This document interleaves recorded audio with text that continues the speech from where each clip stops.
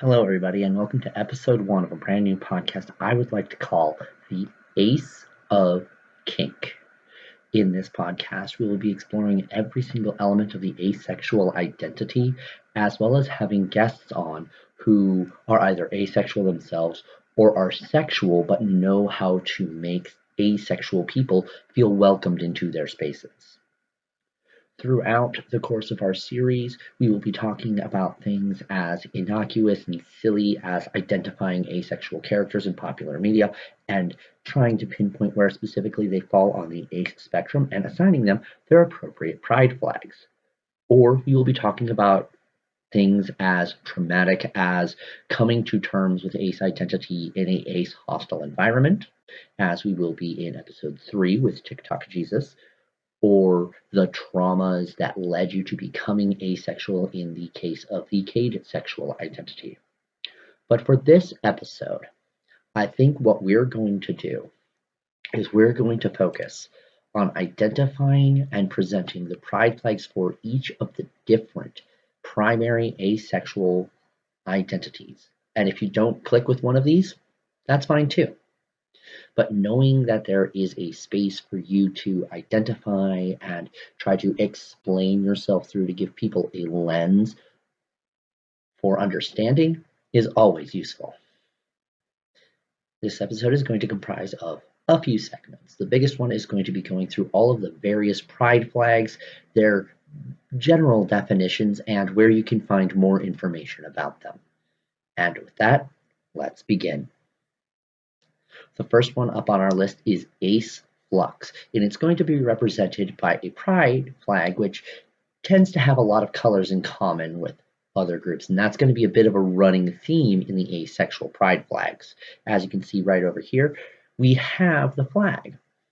Ace Flux are people who exist on the asexual spectrum, but tend to fluctuate through different sexual orientations when they do tend to feel sexual attraction. Next up is going to be the ace spike flag, which is often confused with gray sexual, or even other various flavors that we're going to come along later. Ace spike specifically refers to people who have infrequent but very powerful sexual urges strike them, and just as quickly as those urges come, they fade away. And as you can see on the pride flag, there are two spikes pointing in opposite directions, representing this fluctuation in their asexual state. Next, and third, is agrosexual, A-E-G-O-S-E-X-U-A-L. These folks, previously known as autochrysosexual, describes the asexual spectrum as those who are disconnected between themselves and the subject of the arousal. This can be for a wide variety of reasons, but if for sexual reasons you're disconnected from those urges, don't feel bad about it. There is a flag for you. And as you can see, it's a triangle of the inverted base ace pride flag colors. Fourth on our list today is apothosexual. These are people who are physically repulsed by the idea of engaging in sex themselves, though more often than not, they're generally quite fine with others engaging in sex. As you can see, while the colors are a little bit different from the standard ace flag, it's primarily noted by that X through the design. Fifth, and most iconic, is going to be the standard asexual pride flag. We have black, gray, white, and purple in the color scheme. Although I don't know the specific meanings of those yet, we'll cover those in their own individual episode. This is the one for people who tend to not experience attraction or sexual desire at all for the most part, and is kind of the blanket term that people tend to use to describe their asexuality, even if it is a more specific flavor, because this one right here, this is the one that everyone recognizes from all of the different pride parades.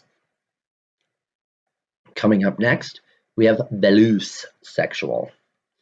This is a micro label, meaning that it is supplemental to other parts of the asexual spectrum and describes people who have interest in certain particular aspects or sexual actions, such as aesthetics, functions, motions, elements. They're attracted to specific things within their asexual identity. And honestly, this is kind of a fun way to describe asexuality because you can go, I'm asexual. However, if this particular series of things is done, I might become aroused. So this is the one I mentioned earlier, and this is a really heavy topic.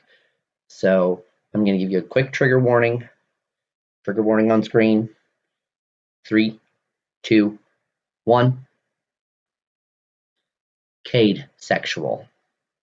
This is people who are on the asexual spectrum due to past trauma, be it PTSD, rape, sexual assault, sexual harassment, stalking. These people don't want sex because they have been hurt, and this identity should never be used by anyone who is not a victim of trauma or PTSD or other such emotionally changing acts. This is the heaviest of all of the identities and should not be taken lightly. More common now than it was prior to COVID. Many people became asexual due to traumas related to COVID, and I'm really happy to see that they have a way to identify this specific flavor of asexual. So if someone tells you they are caed sexual, be extremely patient with them. Do not pressure them for sex. Do not pressure them for any sort of horniness whatsoever. If they want to do things with you, they can and will notify you if they are or are not comfortable with that. Next up on the list, after that really rough one there, is cupiosexual or callosexual. This is for people who don't experience sexual attraction, yet they desire a sexual relationship. So this is another asexual and could be demisexual or gray or spike, but this is a nice way to kind of layer in definition and understanding into your relationships as to how you experience and express your asexuality. We have our next most common one after traditional ace, and that's going to be demi. Demisexual is one of the oldest asexual identities in the books, and specifically refers to people who do not experience sexual attraction until they form a deep emotional connection with the object of their sexual desire. Pretty common, honestly. A lot of people experience sexual attraction as demi, but don't know about the term in order to describe their sexuality. And that's fine. You don't have to use labels if you don't want to. But I genuinely believe that if you have the terminology to better articulate your form of personal expression, maybe consider using it. Also, it honestly just kind of looks cool. Next up on our list is the fictosexuals. These are asexuals who only experience attraction to or are influenced by fictional characters. Now, there's like a bazillion ways to spell this and say this, kind of like pecan, pecan, pecan, pecan, pecan, pecan, pecan. Or if you're completely unhinged, pekin. Ugh. I've heard one person say it that way, and that person's in jail now. Ugh. But no, this is for people who only experience sexual attraction to fictional entities. Just make sure they pass the Harkness test. Coming up next, we have phrasexual. Another one on the asexual spectrum. It's also known as ignotasexual. And they feel sexual attraction immediately, but it fades the more they know the person, like fraying like a rope. So you might be hyper attracted to someone right when you see them, love at first sight. You just want to pound them into oblivion. But the more you get to know them, the less you want to sex them. It is often considered the flip of the coin for demisexual. Fray and demi cannot exist without the other, because for every demi, there's a fray. In fact, I would go so far as to say, as a lot of the queer community who only want to engage in anonymous hookup sex and never want to have a meaningful relationship would actually identify on the phrase sexual spectrum. They're only sexually attracted to people they basically don't know. And this one right here would be an excellent way to really kind of scream out into the void, hey, you're dunking on asexuals when you yourself are one. They're like, no, I'm not. I have sex all the time. Yeah, but do you have sex with anybody you deeply know? No. That's for asexual. That's an asexual identity. Have fun. And just give them a massive existential crisis. I'm a bit evil sometimes. So this next one, this one right here, purple, gray, white, gray, purple. This is the one that I identify with. Gray sexuals. Spelled either Gray or Grey. Both are applicable. And we experience a sexual attraction infrequently. Similar to Spike, it comes and goes, and it can be as often as every few months, every few weeks, or once or twice in our lifetime. Mine comes as a tagged condition of other stuff occurring. So I categorize horny into multiple different categories, and that's going to be all of episode 2. But the 3 categories are touch, kink, and sex horny. In order for me to become sex horny, I have to first feel kink horny, and I don't always feel kink horny. That comes maybe once a month, twice a month, that I actually feel that particular urge. And then if specific conditions are met within that kink horny, it can then transition into sexual horny. So not only do I feel sexual attraction infrequently, there's conditions attached as well. So I have a very complex asexual identity. Gray sexual is a really fun one to explore and kind of dig your teeth into because there's quite a lot of spectrum within this piece of the spectrum. Right after gray sexual, there's lithosexual or achiosexual. These people are often confused for gray sexual on the spectrum because of how they express sexual attraction. They want to be sexually attracted to others, but do not want those others to be sexually attracted to them. The fruit I cannot have kind of situation. They are not compelled to seek sexual relationships, and because of this, they are very much a member of the ace family. Getting a bit closer to the end, we've only got a few left. Thanks for hanging in there. You deserve a treat. Myr sexual, MYR sexual. This one is interesting because it describes people who are confused about where exactly they can experience multiple asexual identities at once and can rapidly fluctuate between them. So for example, they might be both demi and gray, or picto and gray, or spike and quio, or ace and aro. Myr simply describes someone with a complex asexual identity who might not be able to fully articulate it in a way that would conform to other asexual identities that we have or will be discussing here. Then there's quiosexual, Quoi. This describes people who don't relate to or understand sexual experiences, concepts, attractions, and or orientations. These people aren't dumb or stupid or impaired in some way. No, quite the opposite, actually. They are incredibly intellectually aware of themselves to the point that it's a blind spot for them. But at the same time, don't try to fix their blind spot because it might be by choice.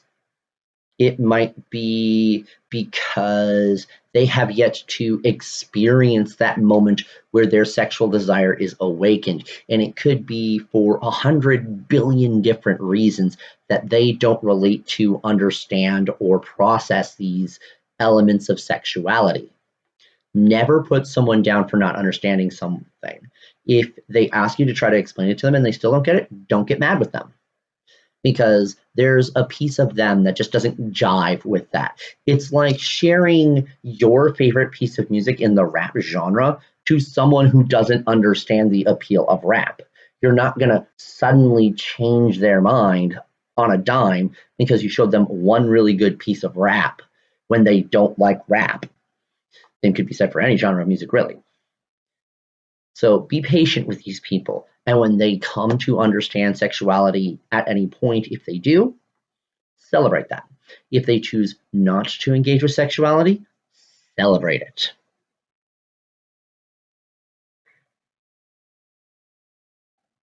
We've got two left, and second to last, penultimate on the list, is reciprosexual. This is a weird one. They will not experience sexual attraction until they know the person is sexually attracted to them first, i.e., the term comes from reciprocal sexual attraction, meaning that this could be often confused for demi, because a lot of people nowadays don't fully express their sexual attraction to one another until they know each other very well, except during NSA hookups. And that's a whole nother can of worms that we can talk about in another episode. So if someone says they're reciprosexual and you are attracted to them, tell them. You never know what might happen. And then last on the list is requisexual, as in requisitional.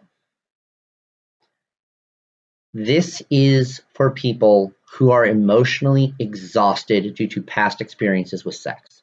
These are people who do not participate in sex or seek sex because it has been nothing but an emotional black hole for them. And for these people, you are safe here. You are welcome here.